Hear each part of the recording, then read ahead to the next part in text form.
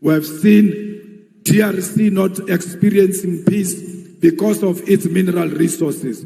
We must stand with DRC and demand that there must be permanent peace in DRC and everywhere else in Africa.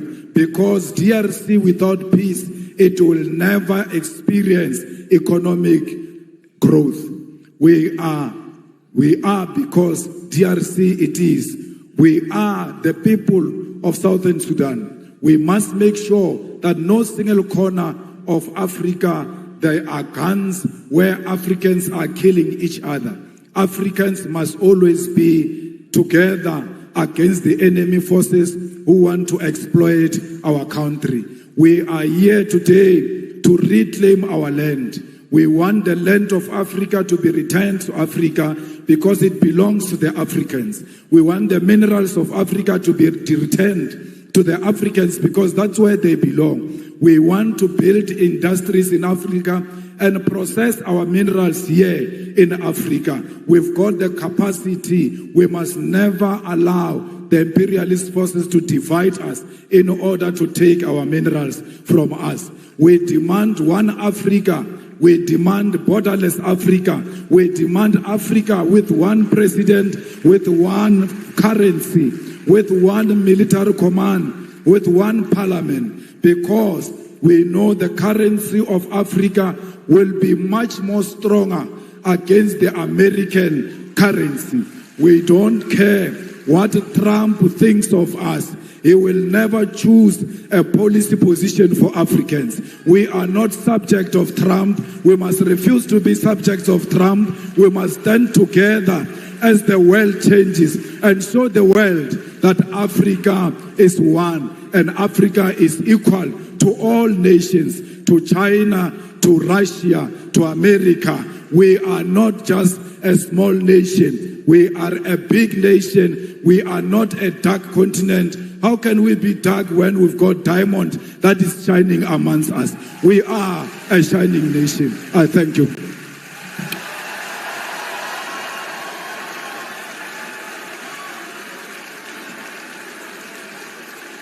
Yes, here we are. That is the president and the commander-in-chief of economic freedom fighters in South Africa, Mr. Julius Malema, addressing Nigerian Bars Association. Families, friend, you heard what Malema has said, calling for one united Africa. How is it possible? Till today, 60 years after independence, we are still talking about unity of this continent. So leaders, there is a need for them to unite and bring Africans together. Malema has insisting love and unity among Africans, families, friends, fellow Africans.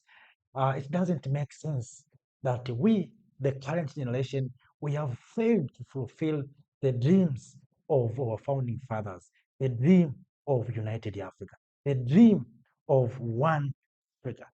Yet we are still saying we are Africans, we are remembering our founding fathers. So I think this is the right time for Africans, for all the people of this continent, in the continent and in the diaspora, to find a best way how we can unite, having a single president, single currency, one military, one judiciary, and one mission, one vision.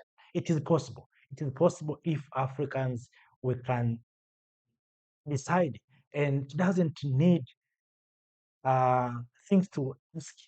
It needs decisions. So I'm very happy that I see Malema is sending a clear message to Nigerian lawmakers. And I wish also to see Malema visiting countries such as Burkina Faso, Senegal.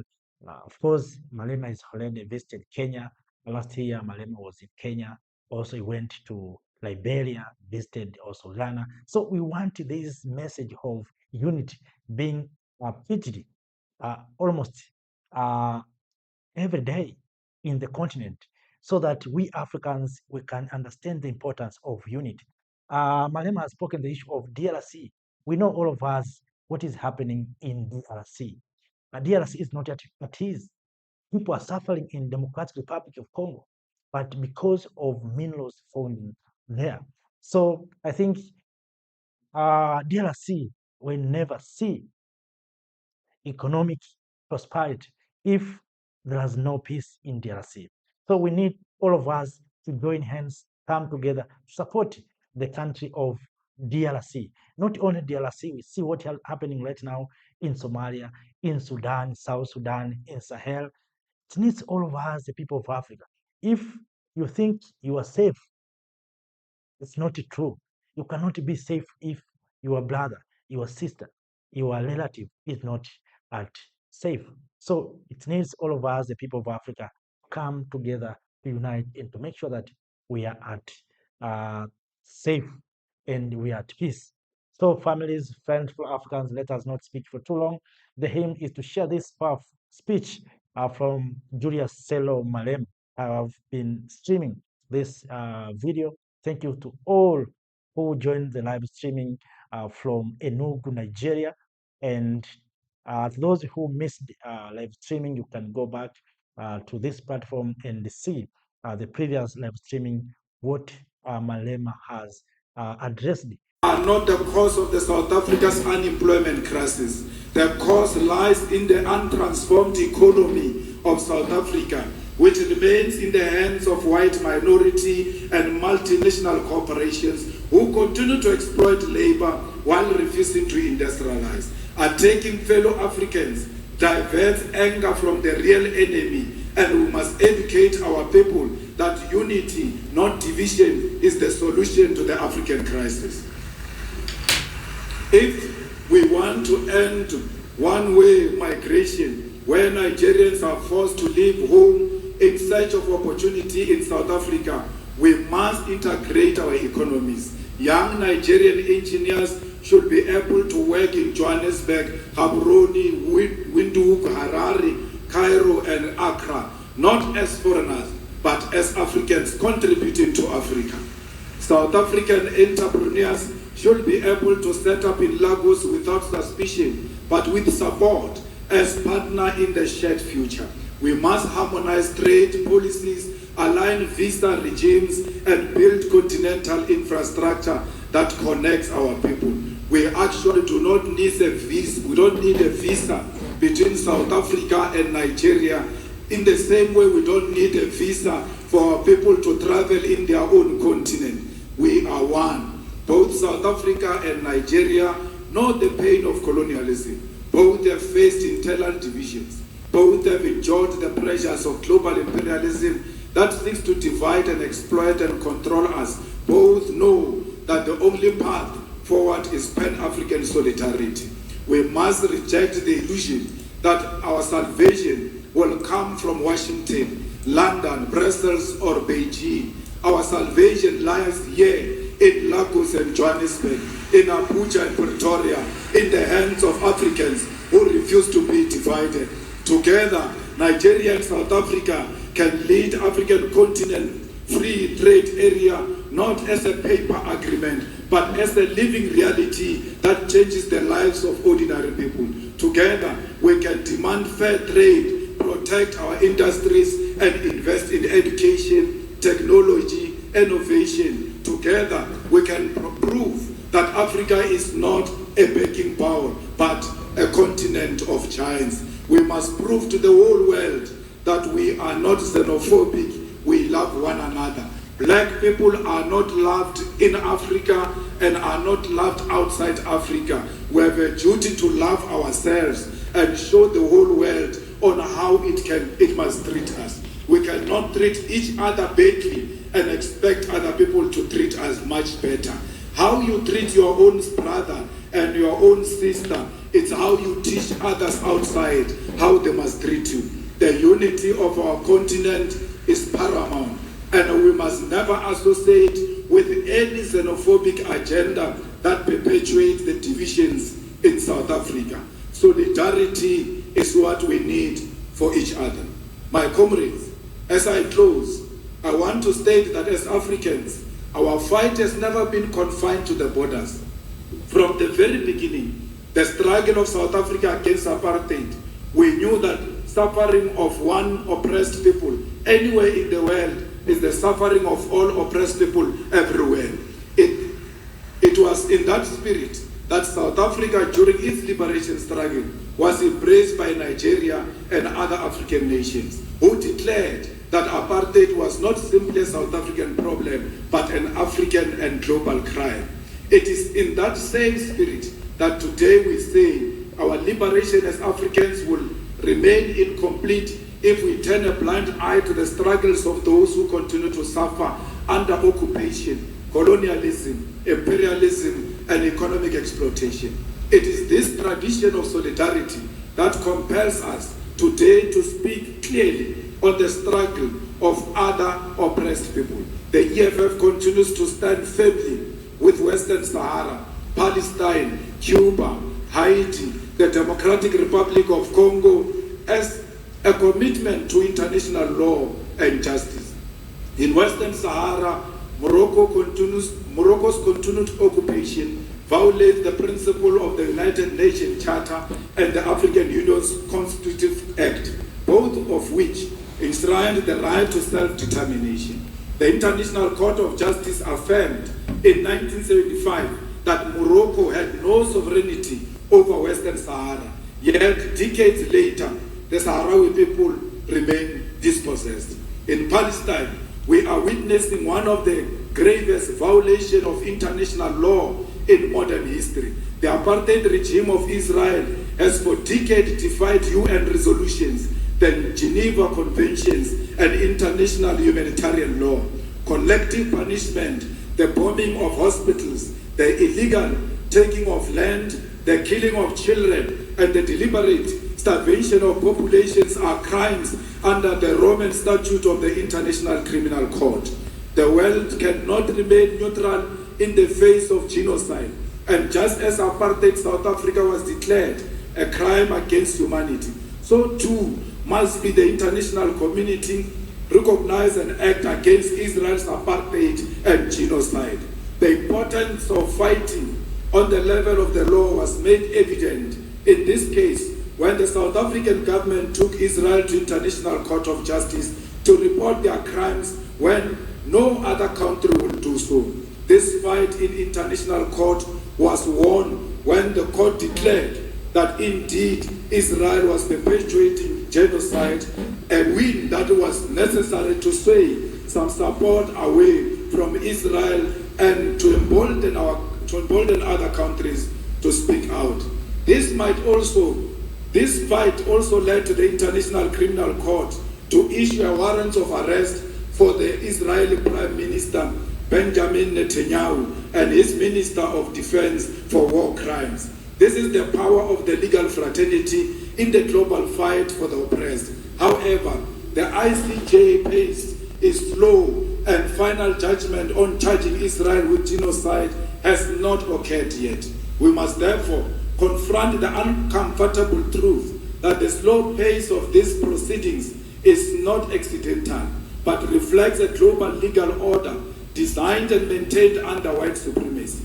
International law is swift and ruthless when prosecuting leaders of the global south, yet hesitant and cautious when dealing with crimes committed by Western powers or their allies. This is hypocrisy we must name without fear. When an African leader is accused, indictments are issued overnight, sanctions are imposed immediately, military interventions justified under the banner of international law. However, when Israel stabs children in Gaza or the United States and its allies invade nations and topples governments, the same institutions suddenly discover restraint, complicity, and delay. As the legal fraternity of Africa, you cannot accept this double standard. You must be bold enough to create alternative and fair systems of accountability that do not bend to imperialist interests. If the so-called international community is unwilling to deliver justice in real time, then Africa must advance its own courts, its own tribunals, its own instruments of solidarity and protection. Just as we built liberation movements when colonialism denied us freedom, so too must we build new legal institutions when the existing ones fail us. In Cuba, for over 60 years, the United States has imposed an economic blockade in contravention of international law, including the principle of non-interference and the sovereign right of nations to choose their social and economic system. Despite this, Cuba has demonstrated a profound commitment to human solidarity, sending doctors across the globe, including to Africa, welcoming Africans into their classrooms and participating in the liberation of the oppressed. Cuba never sent their soldiers anywhere to kill anyone. Instead, they send their doctors all over to go and save lives. The tragedy of Haiti is one of historical injustice. Haiti's revolution was first declaration of black freedom in the modern world, yet it was punished with centuries of economic sabotage and enforced debt. Contrary to any principle of justice, today Haiti suffers from foreign interference, the denial of sovereignty, and the imposition of external governance. International law demands reparation, debt cancellation, and the withdrawal of foreign forces so that Haiti can govern itself in dignity. We have seen DRC not experiencing peace because of its mineral resources. We must stand with DRC and demand that there must be permanent peace in DRC and everywhere else in Africa. Because DRC without peace, it will never experience economic growth. We are because DRC it is. We are the people of Southern Sudan. We must make sure that no single corner of Africa there are guns where Africans are killing each other.